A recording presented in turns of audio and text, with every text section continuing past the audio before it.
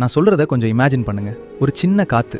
அதுக்கு ஒரு நாள் ஒரு டவுட் வந்துச்சு. என்னன்னா, இந்த உலகத்தில் என்னை விட பவர்ஃபுல்லாக யாராவது இருக்காங்களான்னு. அது சுற்றி பார்க்கும்போது ஒரு பெரிய மரம் கம்பீரமாக நின்றுட்டு இருந்துச்சு. காற்று நினச்சிச்சு, இவ்வளோ பெருசாக இவ்வளோ ஸ்ட்ராங்காக நிற்குதே, இதுதான் ரொம்ப பவர்ஃபுல்னு. அது மரத்துக்கிட்ட போய் கேட்டுச்சு, உன்னை விட பவர்ஃபுல்லாக யாராவது இருக்காங்களான்னு. மரம் சிரிச்சிட்டு சொல்லிச்சு, நான் ஸ்ட்ராங்னு நீ நினச்சிருக்கலாம், ஆனால் மழை இருந்தால் தான் எனக்கு லைஃப் லாங் வாழ முடியும். ஸோ மழை தான் என் ஸ்ட்ரென்த். உடனே காற்று மழையை தேடி போச்சு. மழை பூமியை நினச்சிட்டு சந்தோஷமாக விழுந்துட்டு இருந்துச்சு. காற்று கேட்டுச்சு, அப்போ நீ தான் ஸ்ட்ராங்கஸ்டா? மழை சிரிச்சுது, நானா?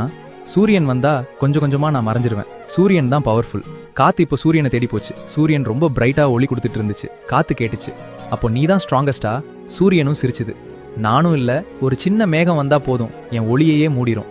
காத்து உடனே மேகத்துக்கிட்ட போச்சு. மேகம் அமைதியா நகர்ந்து போயிட்டு இருந்துச்சு. காத்து அதே கேள்வியை கேட்டுச்சு, அப்போ நீ தான் ஸ்ட்ராங்கஸ்டா?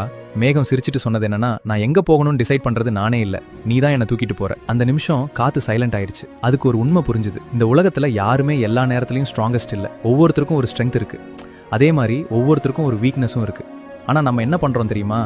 மத்தவங்க ஸ்ட்ரென்த்தை மட்டும் பாக்குறோம், நம்ம வீக்னஸை மட்டும் கம்பேர் பண்றோம். அதனால தான் நம்மளை விட எல்லாரும் பெட்டர்னு, எல்லாரும் ஸ்ட்ராங்கர்னு நமக்கே தோணுது. நீ பார்க்குற ஒவ்வொரு முகத்துக்கு பின்னாடியும் உனக்கு தெரியாத ஒரு பயம் இருக்கு, உனக்கு தெரியாத ஒரு ஸ்ட்ரகிள் இருக்கு. அதனால மற்றவங்களை பார்த்து உன்னை நீயே குறைச்சு மதிப்பிடாத. ஏன்னா நீ உன்னை நம்புற அளவுக்கு தான் இந்த உலகமும் உன்னை நம்பும். Download